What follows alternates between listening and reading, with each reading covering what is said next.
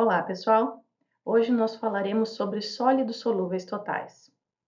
Saberemos o que eles representam, qual a sua importância e por quais metodologias nós podemos determinar esse parâmetro.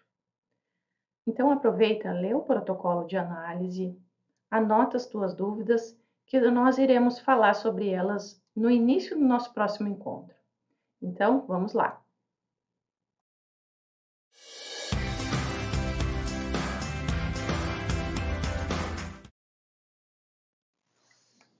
Quando falamos em sólidos solúveis totais, estamos falando da quantidade total de sólidos dissolvidos em água.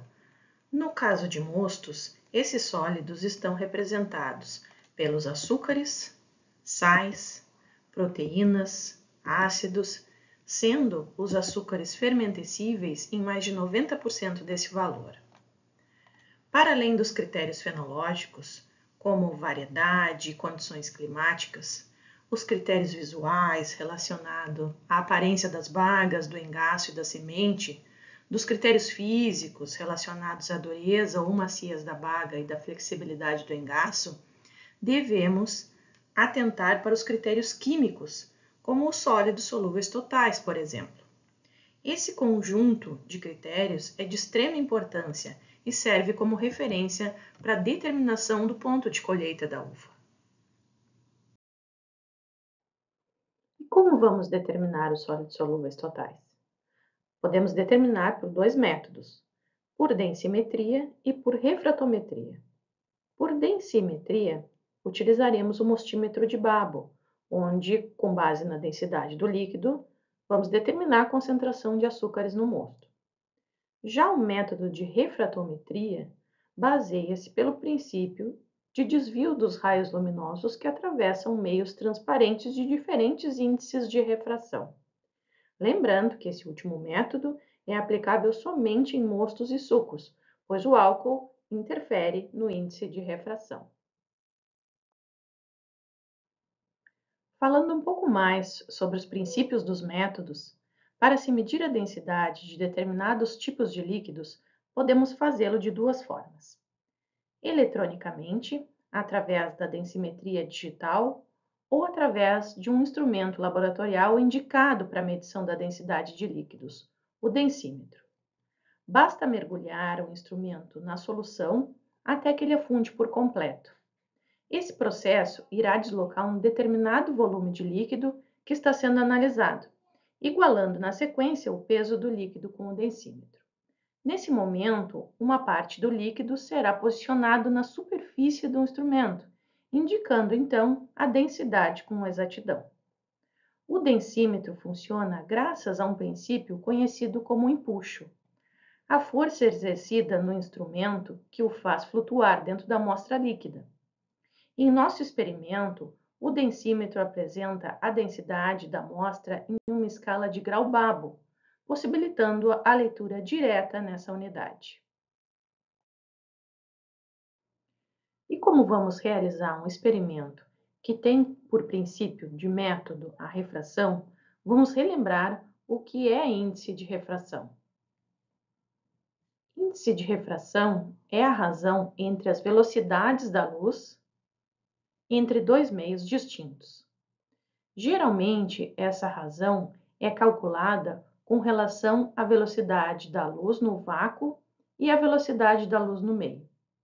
Além disso, para certos ângulos de incidência, a luz também terá uma mudança de direção.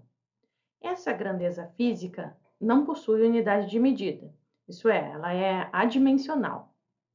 No caso do nosso experimento, utilizaremos dois tipos de refratômetro, onde o índice de refração estará relacionado a uma escala de graus Brix, portanto, nos mostrando o valor diretamente nessa unidade.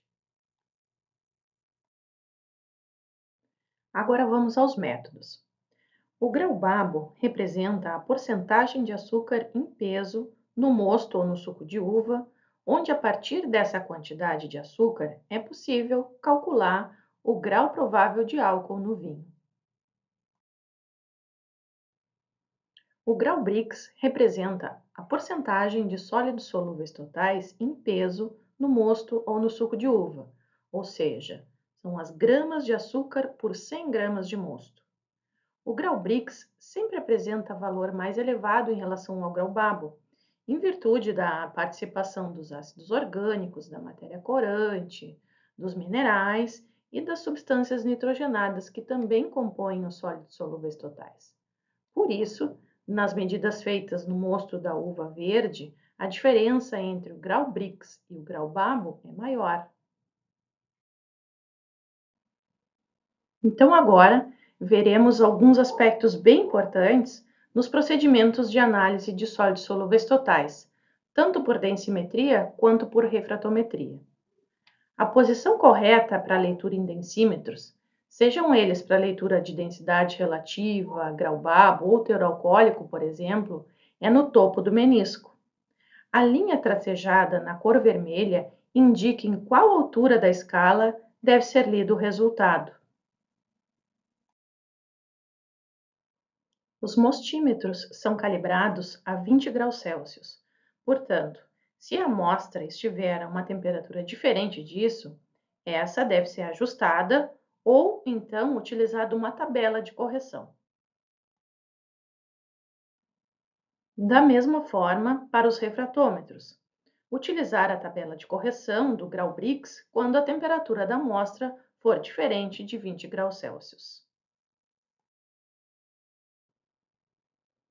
Então agora, depois de ter assistido essa videoaula, faz as atividades propostas e já deixa as tuas dúvidas registradas. Na próxima aula, antes de nós irmos para o laboratório, nós vamos conversar sobre elas, combinado? Então até lá!